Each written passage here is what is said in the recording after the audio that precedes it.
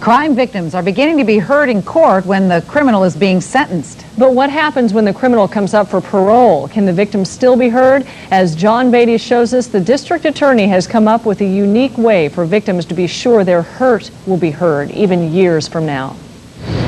Mikey cannot hold his own head up. He cannot roll from side to side. A victim impact statement at court yesterday, a foster parent telling the court the victim's side of the story, a 2-month-old viciously shaken by his father. The court listened and then sentenced the father to 7 years in prison, case closed. Years after the courtroom is emptied, the doors have been closed on the case, the person sent to prison, comes the parole hearing. How can the victims be seen and heard then, 5, 10 years down the road? The district attorney's office has found a way. I will never have a good life now. It's using videotape statements from victims to show at parole hearings. It puts a face on crime. These are files in the DA's so-called lifers unit, files on convicts coming up for parole, and they go to each hearing, often with files 20 years old. They have to go through a box like this, and everything usually is in disarray. It's not very well ordered. Maybe some pictures, a lot of paper. Now with this, they can include an appeal from the victim opposing parole. And just how effective? Everybody in the parole hearing room, including the parole board and the prisoner, was crying, and parole was denied for the maximum period possible. And this woman, a victim of a brutal assault in which her sister was murdered. And she says making a tape was worth it. Knowing that he's going to be behind bars for another 5 more years before he's eligible for parole again. That made it worth it. Yes. That's why the district attorney has the program. John Beatty, 10 News. Deputy district attorneys now say that this lifer unit is already taping statements from victims in several current cases, while they also work at updating old conviction files. From ABC News, around the world and into your home, the stories that touch your life with Hugh Downs and Barbara Walters. This is 2020. Tonight. To kill her. Why? Dramatic moments in the nation's courtrooms. He murdered my brother. Victims and their families facing the accused, pouring out their hearts before judge and jury. She was one of the greatest mothers I met. Tonight, you'll hear powerful testimony, strong emotions, intended to influence the fate of the prisoner. We felt like it was the first time that someone actually listened to us. Victims are having their day in court. But is this justice? Hugh Downs with a controversial practice that more and more victims are demanding. Look up at me! A cry for justice. You are about to hear some powerful testimony. It is the expression of deep rage and profound loss experienced by the families of crime victims. Like the families of Nicole Brown and Ron Goldman, they wanted to be heard. But the impact of victim statements is so strong that it has generated a legal battle. As Hugh discovered, it is a clash between criminal justice and justice for victims. And whose rights should prevail? Should emotional statements that might affect the fate of a prisoner be allowed in court, or do they violate the right to a fair trial? Well, as you'll see, the arguments on both sides are compelling, but so are the cries of those left behind. Justice has not been served and will not be served till that animal is dead. All we have left are the memories and a stone in the cemetery that says Gail F. Schaller. Last year, the family of Gail Schaller let out all their pain and outrage in a New Jersey courtroom. Gail had been brutally murdered in a carjacking by this man, Scott Johnson. Gail Schaller's sister asked the one question Johnson would not answer. Why did you have to kill her? Why? But as her sister spoke, Johnson simply stared back, knowing his sentence had already been decided by the jury. Life in prison instead of death. And that you should be allowed to take one breath and smile. It was the anguish over the sentence in this case that forced New Jersey to create Gale's Law, giving family members the right to address a judge or jury before a convicted criminal is sentenced. These emotional testimonies are called victim impact statements, and 14 years ago, just 3 states permitted them. Today, 40 out of 50 states give families the chance to speak out before sentence is passed. As in this murder case in Sacramento, California, the anguish of a family member has tremendous power. Look at me! Look up at me! 25-year-old Loy Wynn had to face the brother of the man he'd murdered during the robbery of an electronics store. He murdered my brother!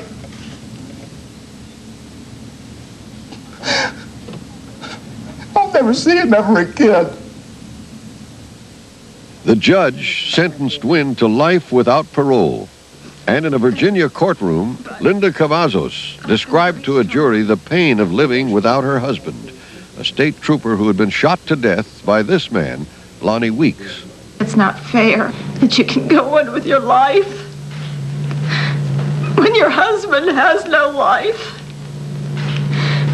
You're guilty because you can eat and because you can get up in the morning.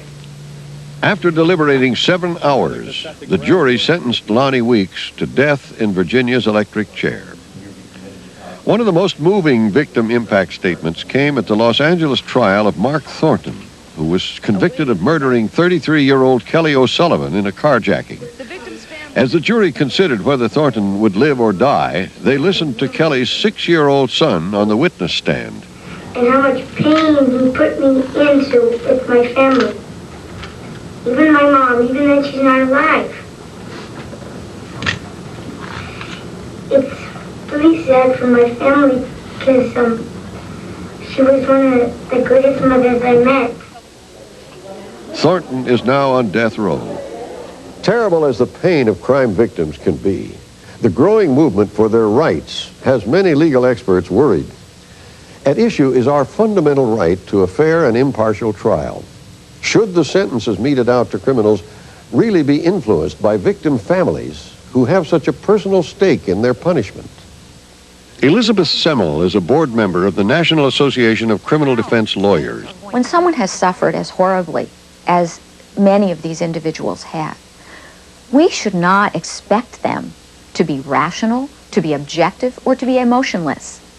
But what we do expect and what we must have is a system of justice that is a buffer against allowing those emotions to control the equitable and fair decision-making process. Emotions ran high at the well-known trial of Colin Ferguson, whose rampage on a Long Island commuter train left 6 dead and 19 wounded. Many of the victims who spoke at sentencing, such as Robert Giuliano, had actually been shot by Ferguson at point-blank range. The emotional pain that occurred after that fateful night I will never forget, nor will my family ever forget. Since then, my physical wounds have healed. But emotionally, my family and myself take it day by day. What stemmed from this horrendous act of violence was sleepless nights, frequent outbreaks of emotion, and almost a loss of a 20-year marriage. All due to the sick actions of an animal called Colin Ferguson. Ferguson's bullets cost Carolyn McCarthy the life of her husband and severely wounded her son. Colin Ferguson, I will give you no hatred. I will give you none of my rage. You are an evil person. After 17 victim families spoke before the judge, Ferguson was given life without parole, the maximum sentence under the law. Because these emotional statements do have an effect on judges and juries, are they creating an unfair advantage for those of us fortunate enough to have families to speak for us in court? Defense attorneys like Elizabeth Semmel believe that they are. What about the unevenness of clout in different situations where a victim has a lot of family members who are articulate, as opposed to a homeless person who has nobody?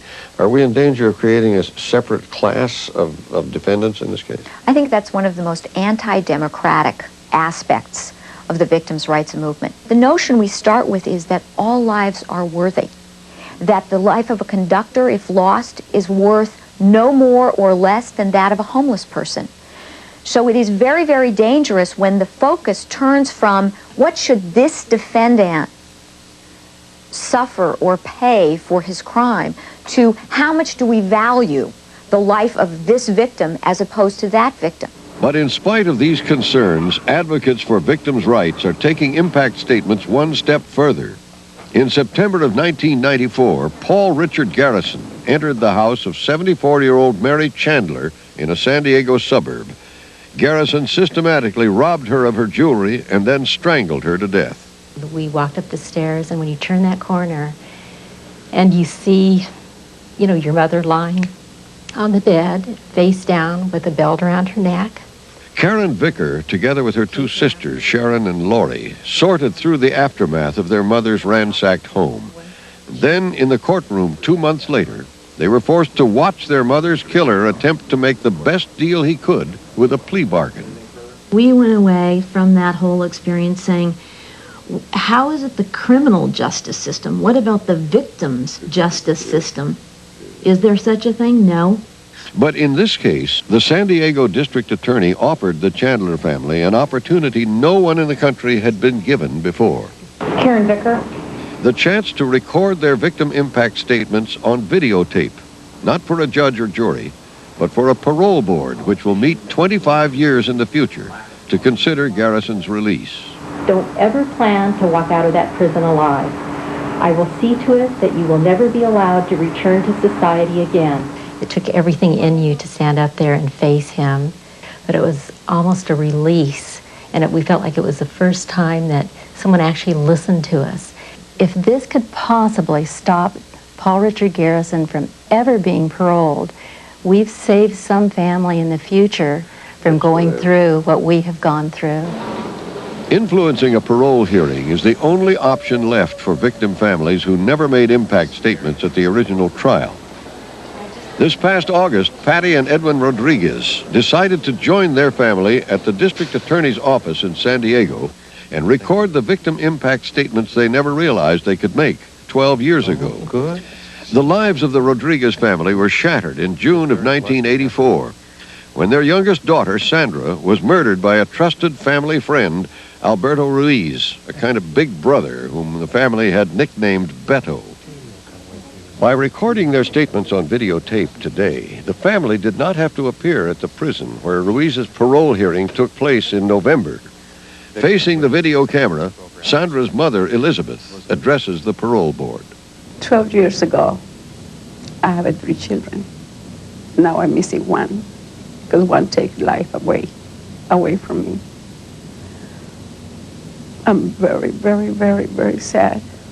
I tried to be happy, but he took all my happiness away from me. Even after 12 years, the deep anguish of losing a child still haunts every member of the family. My poor mother, it still affects her. My mother still cries every night for her daughter. Sandra's sister, Patty, chose not to conceal her identity at the district attorney's office, although she had worn dark glasses when we interviewed her the day before.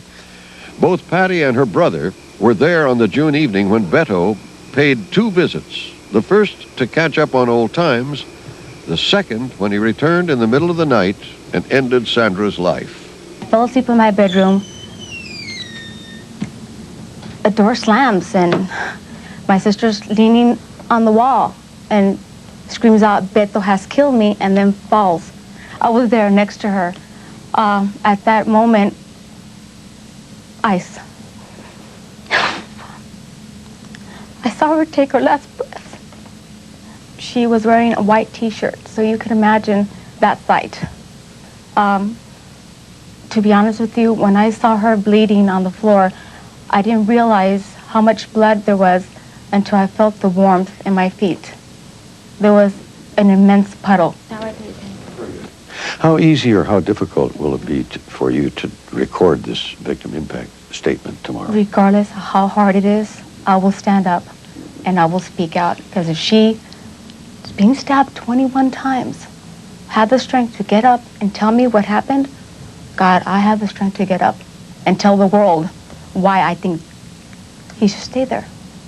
This Deputy District Attorney Richard Sachs from the District Attorney's Lifer Unit. This is something we didn't even know about until 2 years ago. I didn't realize I was able to stand up and tell Beto, I put you away 12 years ago. I'm going to try to keep you there. All choices have consequences. Beto chose to take my sister's life. His consequence needs to be a lifetime sentence. As more victim families demand the right to be heard, the criminal justice system will be forced to include the impact of emotion as well as evidence. Whether family members are motivated by rage or by grief, most often their words give voice to loved ones who are no longer alive to speak for themselves. For the first time, it's me who has to be strong for her. She was always the one that I went to. I was able to act like a big sister. Even at the end, I was able to be there for her and speak for her, like I'm trying to do now.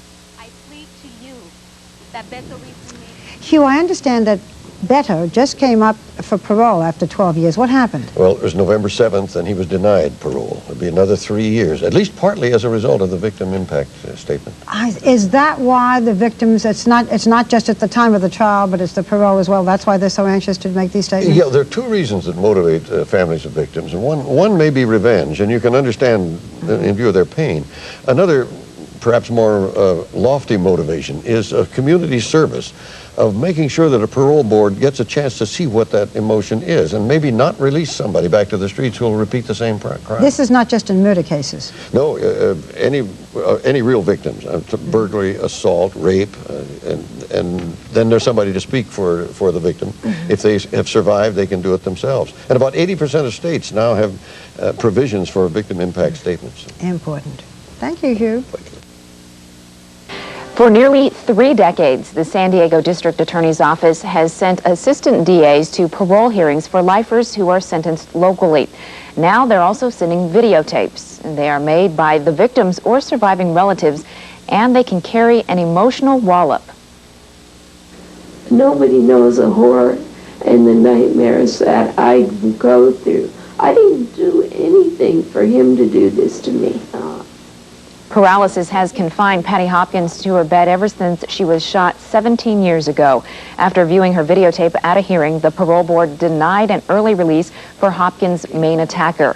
The videotapes are the latest bone of contention between the rights of victims and the rights of prisoners, but neither side doubts the impact. If he gets out, he's going to do the same thing again and again. A leopard can't change his spots. And Mark is standing by with 2 guests who have opposing views on the issue. Mark? Well, as you can see, some emotional videotape.